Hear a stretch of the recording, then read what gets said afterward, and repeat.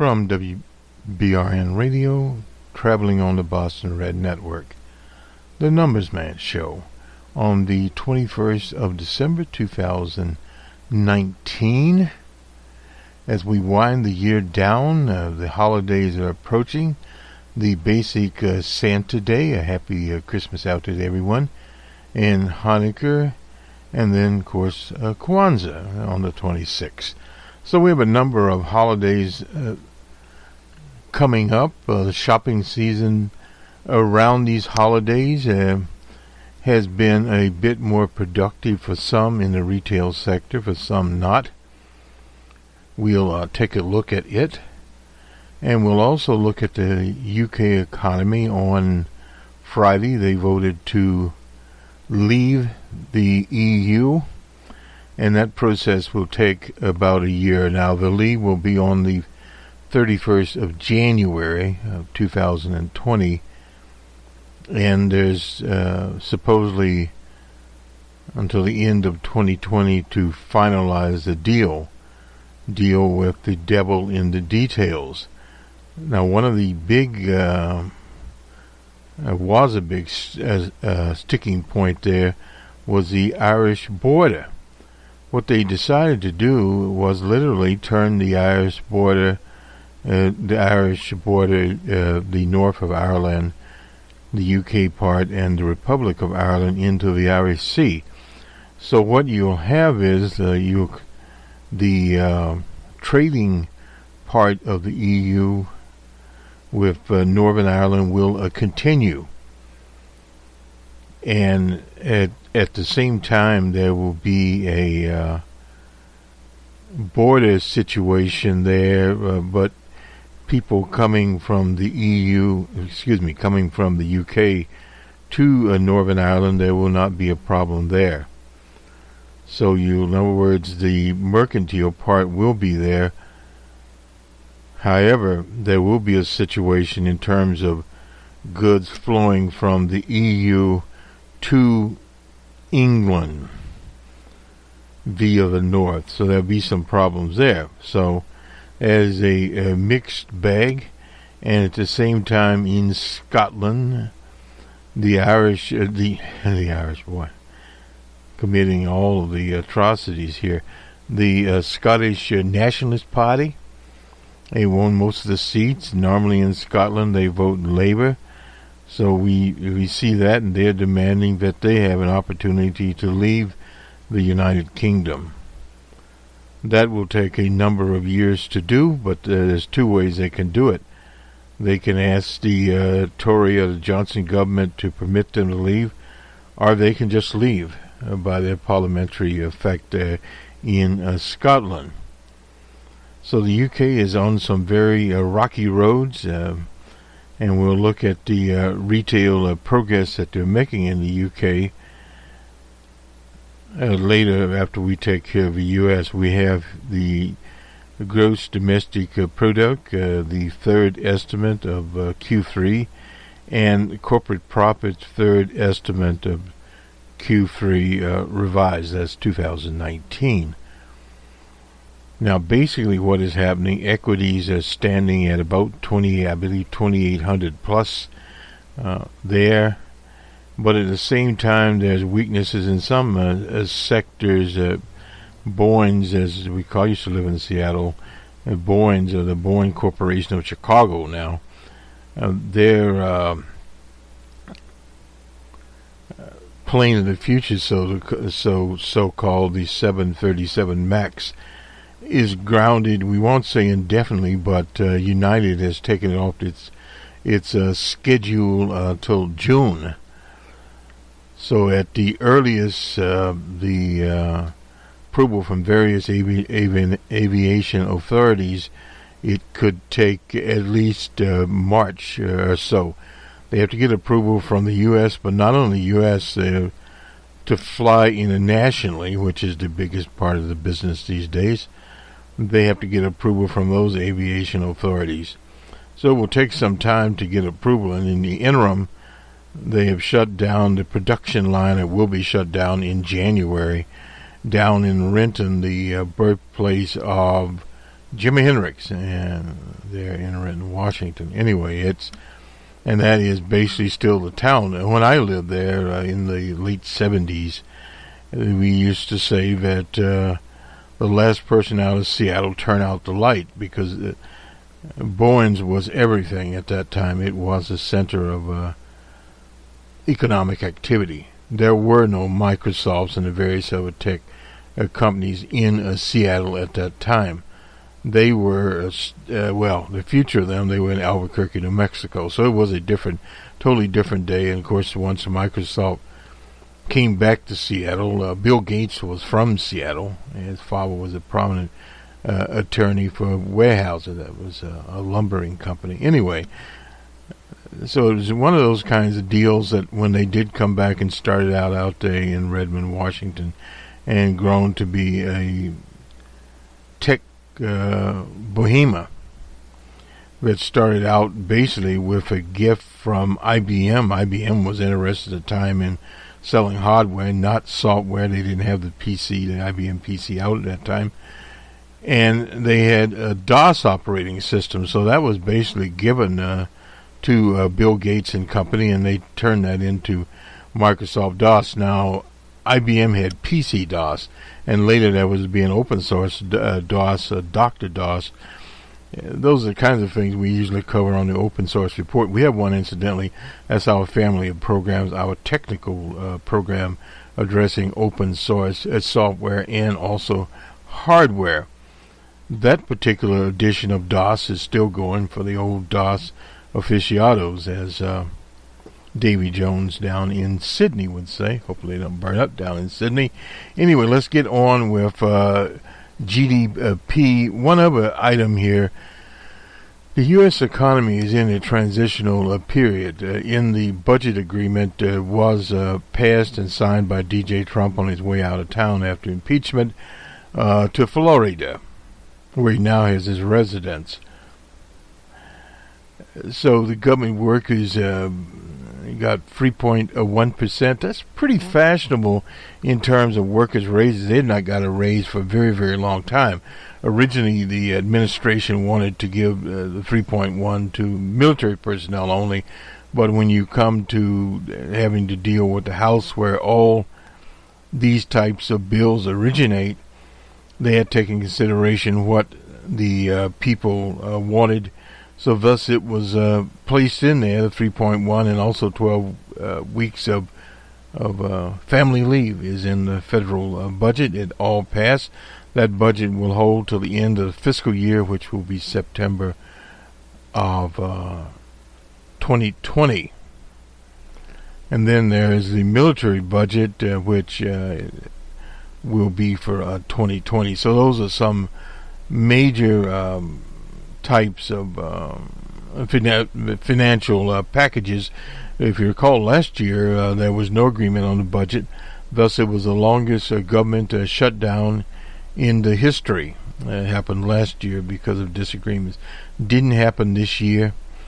So new things have changed. And the whole point I'm making here is that given the type of conservative laissez-faire economics that this administration brought in, along with its nationalistic standpoint, America first, with the tariffs and all that stuff, it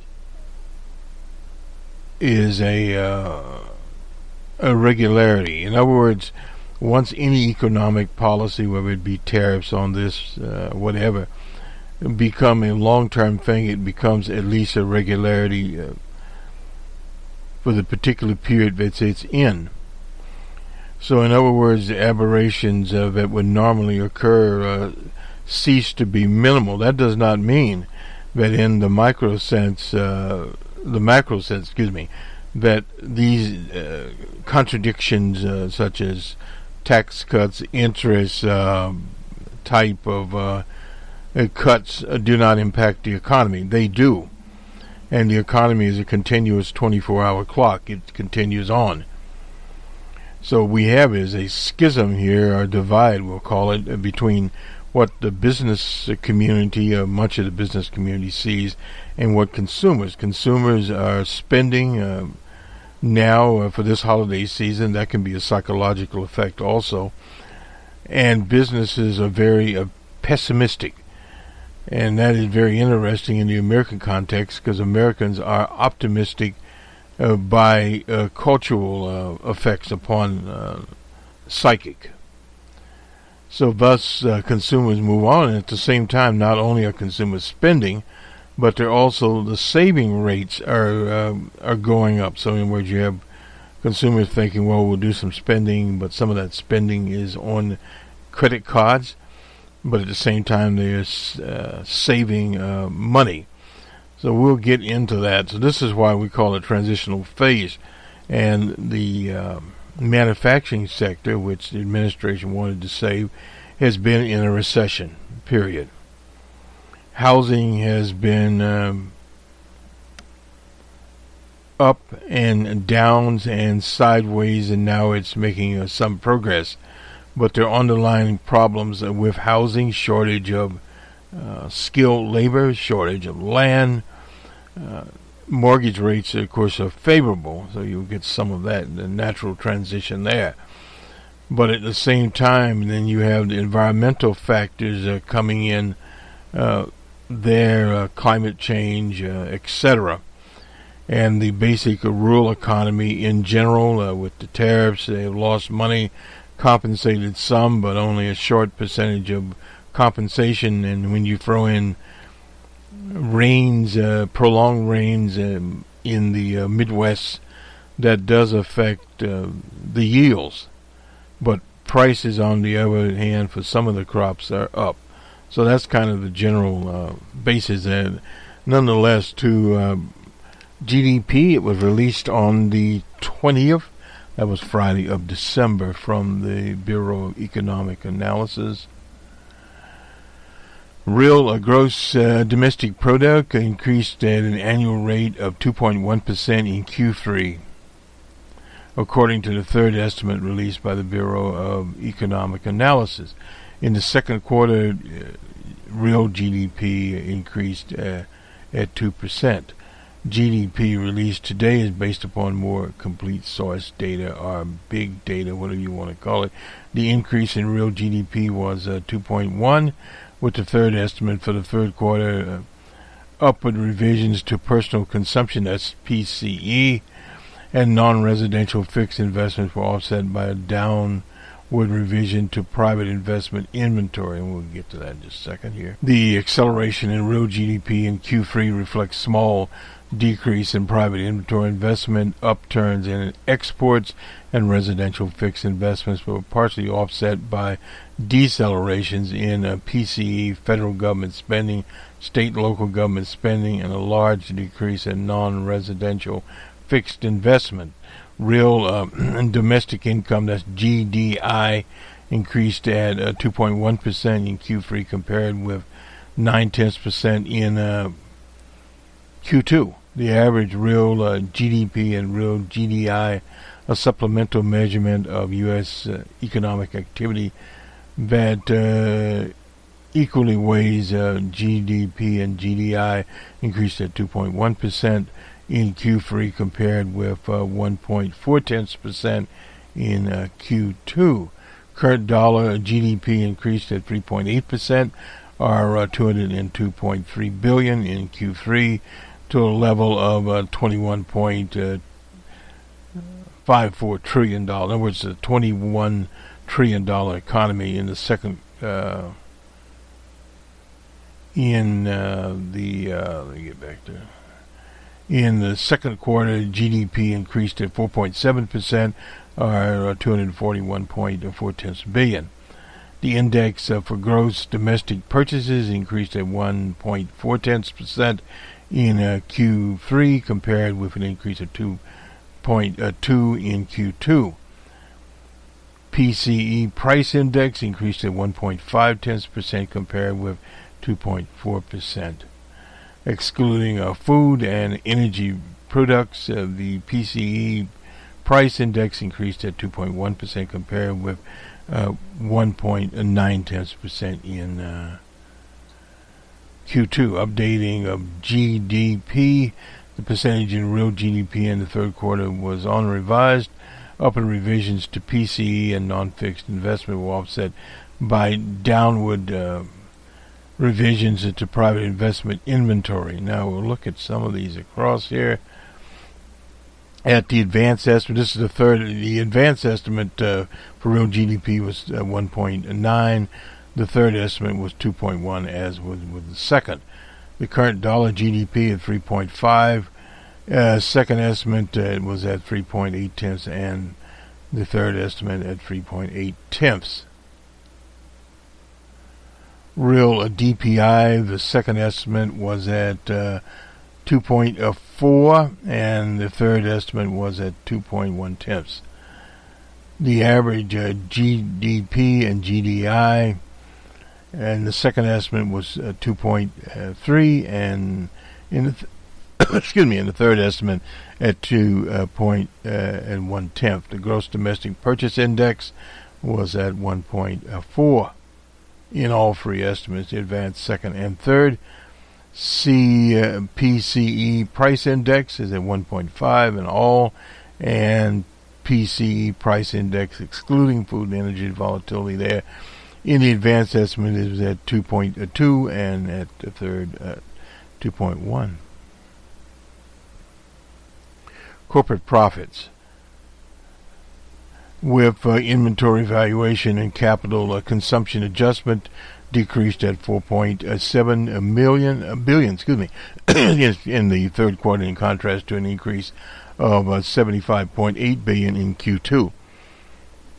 Profits of domestic financial corporations decreased by 4.7 billion in Q3, in contrast to an increase of 2.5 billion in Q2. Profits of domestic non-financial corporations decreased by 5.5 billion, in contrast to an increase of 34.7 billion. The rest of the world profits increased at 5.5 billion, compared with an increase of 38.7 billion. In the third quarter, receipts decreased at 10 billion, and payments decreased at 15.5 billion. And the next report here will be on January the 30th, 2020. This is just a schedule of dates when it will be all next year. That's the advanced estimate, and the third estimate will be on March 26, 2020. And then we'll get to 2020 in the spring. That would be after the primary caucus in Iowa. So it'll be a little bit different there as to how things will go. I'm not certain here that we were just looking at some of the rules of the road, so to speak, here, and as we roll down here, and we'll conclude this part of the presentation. Oh, what about that? We'll try to doable goods. We'll look at doable goods and non-doable goods. This is under gross domestic product in 2016. Non-durables, they were at 6.1. In 18, they were at 6.3. 17 was at 6.9. So we're looking at quarter by quarter here.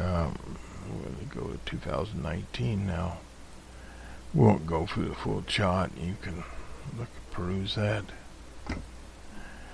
In doable goods, in 2019, 4.6, and in the second quarter, and 3.2 in the third quarter of this year. Let me just do a little magic here on my chart. I'm a little bit wider than I should be. Anyway, that was for doable goods and doable goods. I'm sorry. That was goods 5.3 in Q3. It was 8.6. And doable goods in 219 in the second quarter was at 13, and it was 8.1 in the third quarter. For non-doable goods, 6.5 in Q2 and 3.9 there. So some of the things going on here, fixed investment were in the second quarter a negative of 1.4 and a negative 0.8 in Q3. That is fixed investment. And equipment, I guess we'll look at it real quickly here. Equipment in 0.8% in Q2 and a negative 3.8 in Q4. Intellectual property, here it talked about in a trade deal. It was 3.6 in Q2 as of this year, and it was 4.7 in Q3. As intellectual, yeah. And residential here, a negative 3 in Q2 of this year and 4.6 here. Pretty much where we were. And we'll look at government consumption expenditures and investment for the federal government. In Q3 it was 3.3. In Q2 it was 8.3. There for national defense, 3.3 in Q2 and 2.2 in the third quarter. Non-defense, it was at let's see, make sure, at 16.1 in Q2, and it was 5 here. You can see where that's going. State and local governments at 2.7 in Q2 and 0.7 in Q3. I think we'll leave it at that here, and we'll move on to the Department of Commerce. Personal income and outlays. This is for November. This is from the Bureau of Economic Analysis, also on the Friday. Personal income increased at 101.7 billion. That's 0.5% in November, according to estimate released today. Disposable personal income (DPI) increased at 87.7 billion, or 0.5%. Personal consumption expenditure (PCE) increased at 0.4%, or 64.9 billion. Real DPI increased at 0.4% in November. Real PCE increased at 0.3%. The PCE price index increased at 0.2%, excluding food and energy. The price index increased 0.1%. That is in November. And we look at personal income, current dollars in November at 0.5%.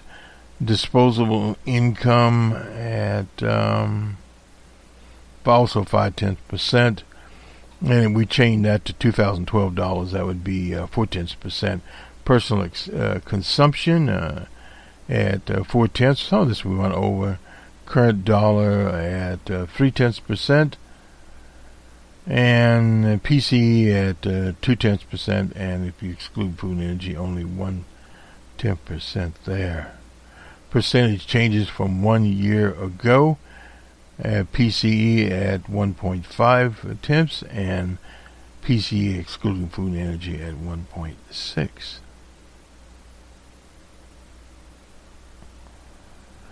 Increase in personal income in November primarily reflects increase in compensation for workers, farm proprietors' income, and personal interest income. The 37.8 billion increase in real PCE in November reflects an increase of 22.6 billion in spending for goods and 17.1 billion increase in spending for services. Within goods, spending on new motor vehicles was a leading contributor. Within services, spending on healthcare was a leading contributor. Many people wait till the end of almost the end of the year to do medical procedures and sort of get out of the way of the holidays. Personal outlays increased by 68.6 billion in November. Personal savings rate was 1.31 trillion in November, and personal savings rate. Personal savings as a percentage of disposable income was 7.9%. That's pretty good there. It used to be the old adage was, I believe, 10%. That's more in the macro and not micro, not macro. Anyway, nonetheless, we look at change from preceding months. This is expenditures in current dollars of 0.3%, and if we change that to 2012 dollars, that would be 1/10%. I think we had that one before. The next release will be on the 31st of January 2020. And let's see if we need to do any deep dive here. We won't do a lot of deep diving type things. I don't think we need to. But the general idea, up sum savings, is a positive type of situation always. And if we look at personal income compensation for workers, in April it was 18,5057, and if we go to November, it was 18,911.1. That was there. Compensation of employees, what they call it, wages and salaries. Let's see. Back in April, that was of this year, it was 9,272.1, and in November it was 946.01. If you want to look at it that way. In manufacturing, it was 9.6, and the others was we had 18 trillion. Anyway, we go over here to November. We're just dealing here with manufacturing. It was 27.9 in November. In October, it was 921. So there's some improvement there, but again, that particular sector is not out there.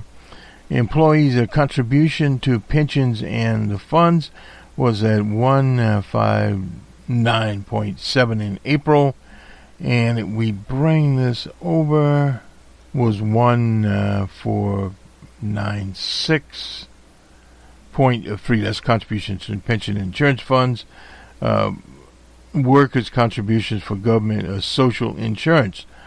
In April, it was 948.7, and in November, it was 66.66 there.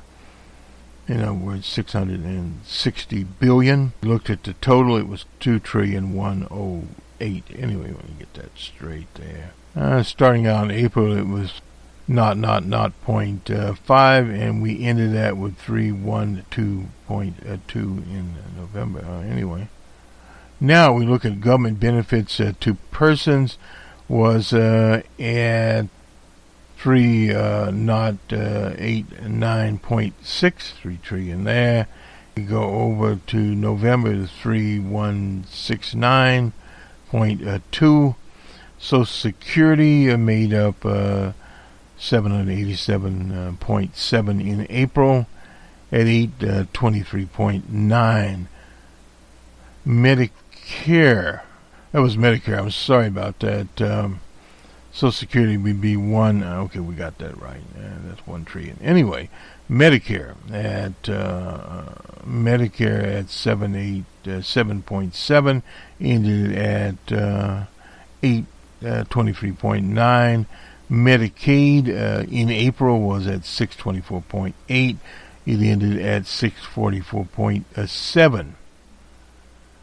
Veterans benefits 117.6 in April, and that would have ended at 122.2. Other benefit 505.6 in April, and was 503.1 in November. So that's basically where we ended up there. Some of this we have went over before.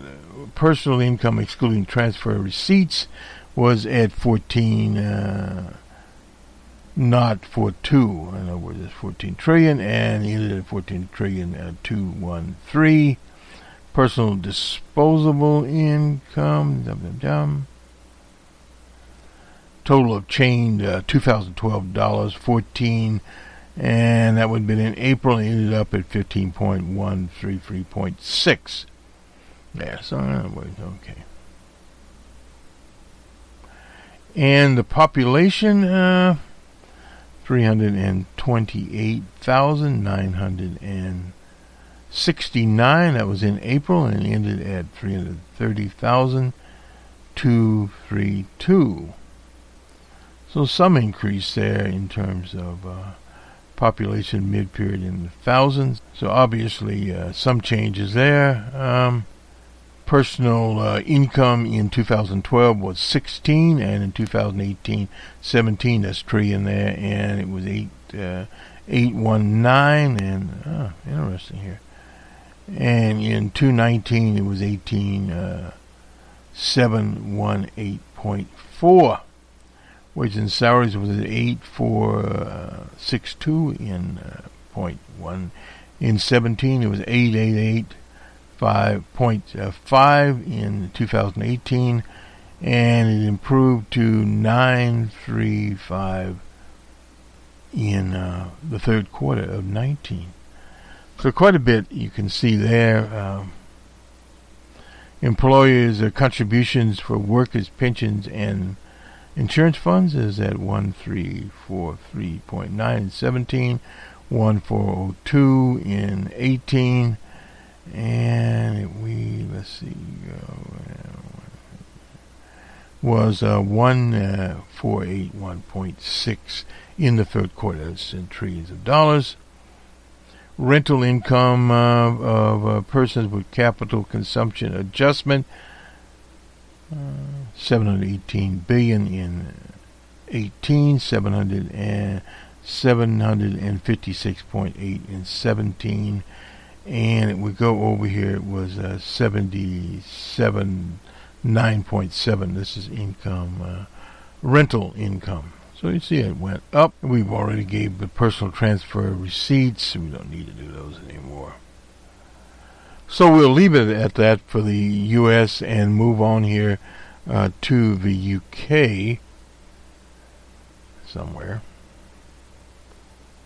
Start a little roundup of business out of the U.K. We are running about. Now, Bailey is now the head of, and will be the new head in March, of the Bank of England. Mark Carney was supposed to leave earlier, but he will stick around till March. A little different drumbeat there. We won't go into what this character had been. He'd been a chief executive of the Financial Conduct Authority, and he's been with the bank since the 80s. Now we'll go to UK retail sales and get some commentary. And falls sharply in November. It was the thing here for the BBC. Retail sales fell in November, with shoppers keeping a tight grip on spending amidst uncertainty about Brexit ahead of December elections. Well, the December elections have went off. This data does not include Black Friday sales. Black Friday fell on the 29th this year outside of the reporting factor. Figures show growth of 1% to November, the weakest annual growth since 2018, April 2018, and much lower than the 2.1 rate economists had predicted. Well, that was too high to begin with. At face value, November's further drop, this is from the BBC, in retail sales is pretty concerning. That's Tom Pugh, UK economist at Consultancy Capital Economics. If Black Friday ends up being a bigger effect than the Office of National Statistics is calculating, he predicts that it will not be a very Merry Christmas for retailers. A tough year. Black Friday this year was quite a bright spot, otherwise gloomy retail environment. Barclays, that's the cards, with processing of 1 pound of every 3 pounds spent in the UK, said at the beginning of December. The volume of sales from November 25th to December 1 were up 7.1% compared with 2018, while sales value rose at 16.5% according to them. Some economists say that in the near term, the Johnson election win would be good for consumer spending and the economy. Temporary shot. You saw the same thing what happened in the U.S. The general euphoria of a conservative victory and a better exchange rate for the pound may lead to more spending over the holidays and New Year. However, this is a guy named Duncan Brewer, added that the uplift for consumer spending will likely only be short-lived. And that is a recurrent theme in much of modern-day industrial capitalist economies.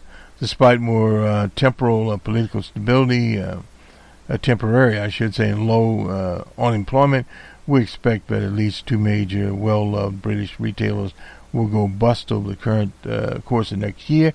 That is, 100,000 jobs will be cut across the sector due to a combination of overall stagnant spending, cost-cutting, and increased automation. Now, that is the big three. In modern industrial capitalist countries, you have continuous... we were out of time. Let me just look at my clock up here. You have continual things going on, cost-cutting.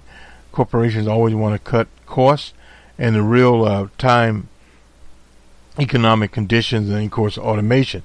Samuel Toombs, the chief UK economist at Phantom Macroeconomics, said that inflation set to hover about 1.5% over 9 months, while a revival in corporate confidence following the election should lead to stronger growth in employment.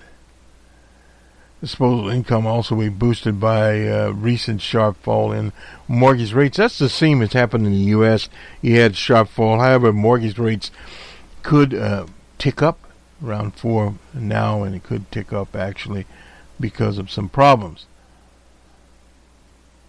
And that is the UK. Let's look at the official information here from the Bureau of National Statistics there in England. This is for November 19th. And the major points in 3 months to November 2019, the quantity bought in retail sales decreased by 4/10 when compared with the previous 3 months, is the first decline since April of 2018. The quantity bought, as they term it here, fell by 6/10 when compared with the previous month. Only household goods stores reported a growth.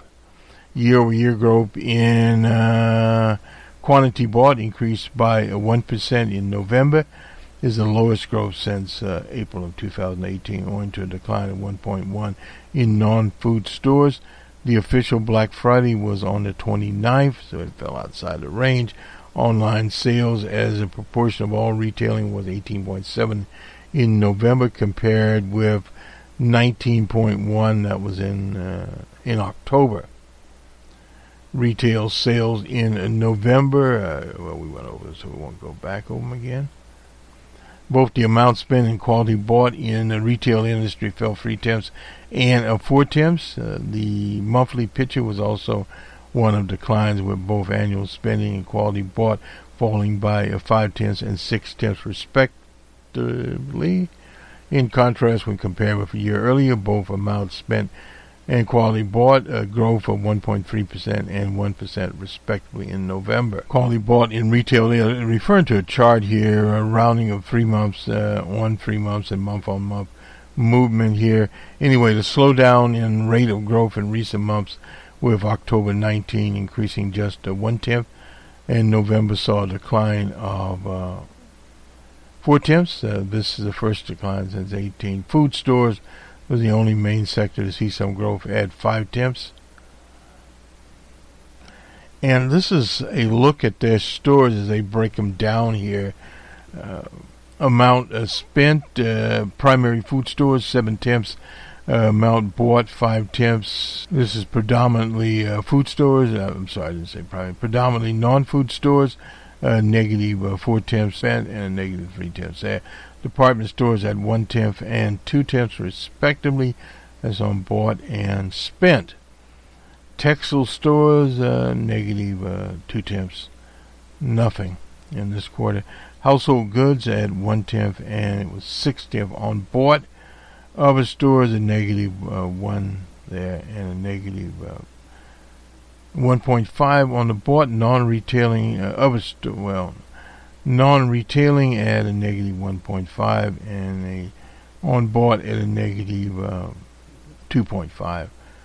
Fuel stores, I guess that's a convenience store. The amount spent at a negative 2.4 and a negative 1.1. So that is where things. Food stores saw a modest growth for both spent and quality bought at 7/10 and 5/10 year over year. Contributions here. Non-food stores were the only sector to report a negative contribution. Contribution year over year, both amounts spent at 1.3 temps and quality bought at 1. And some more charts here. And the treatment of Black Friday, we talked about that. The Black Friday will fall in the December release, which will obviously be next month. Stores where timing of Black Friday was statistically significant, owing to shifts in timing related there. And of course, electrical household appliances, furniture, watches, music, videos, recording, mail order housing, including internet content. So that's some of the things here. Online sales, year over year was 2.6. Month on month was negative 2.6. This is in all retailing. And online sales 18.7. All food a negative 1.2 temps and negative 1.8 temps in month on month. And online sales 5.3. Department stores negative 4.9 and negative 4.8 month on month growth. And online is 14.2. So in other words, the UK things are also moving to online more and more there. That'll be an interesting situation because in the online sector, fewer things are cost is less, a different deal. That means a lot of the local shops and some shops better than others. Period. Incidentally, the bill that old Trump signed there avoids a shutdown, scraps tax, Obamacare taxes, and raises tobacco age. Well, age for buying tobacco, which doesn't mean a lot. Period. I was just looking at CNBC here to see new home sales, Santa rally. These are some things that we'll be talking about next a week here, and we'll adjust accordingly due to the holidays, and the holiday schedule's a little different here at WBRN Radio. We have on the political side the Monday morning quarterback normally. Then we have what's normally has been called the Happy Christmas Show. That'll be on. I'll be up for Wednesday, and that will be about it, and we'll work accordingly here. This is from the BBC. This is the market data. The FTSE closed. This is on the 21st. The FTSE 100 closed at 0.11% there. We'll actually give the change at 8.66. And that is the FTSE in London. And the volume was 7582.48. We'll quickly go to Amsterdam here. 3.49 was the change there. In France at 49.25. The DAC in Frankfurt was at 106.94. The Euro Starcy was at Stars at 37.39, and in Madrid they were at 58.30. In Asia, in Bombay, 7.62. Hang Seng in Hong Kong back up now at 70.86, and the Nikkei was down 48.22. And we'll back up here to the old Dow Jones at 78.13. That is 28,455.9. So in the 2800s, we'll call it. Anyway, the Nasdaq was at 37.7489, 24.96. or 0.42%, whichever way you want to go. S&P 500, the way this is UK, was at 15.80. And let's get our petrol pricing here. Hey, 1 pound buys 1.1737 euros, or 1 euro, and 1 euro on a pound. Sorry about that. 1 pound buys. Now let's see. 1 pound also buys 1.302 dollars. $1 would buy 0.9028 euros, and 1 pound buys $1.77. Anyway, this is the currency. Anyway, to Brent crude futures. Well, futures here at $66.14 a barrel. That is a loss of 40 cents. And West Texas crude at $60.44. It was down 74 cents. T-Boone Pickens ancestors are jumping for joy in this one. On the Forex, where's the dollar? Where's it go? $1,474.40 there. So there we go. I'm not sure what. The PM index. That was the AM. That actually did much better. It was up $2.65 at $1,476.70. Natural gas was also up, not 0.6%. So that is effectively the numbers, and let me just jump back over here to Reuters and see if they have anything we may have missed. This is not Reuters. Sorry about that one. Well, we need to do some more jumping, I suppose. No. And see what we have here. Let's see. We're looking at the business section of Reuters.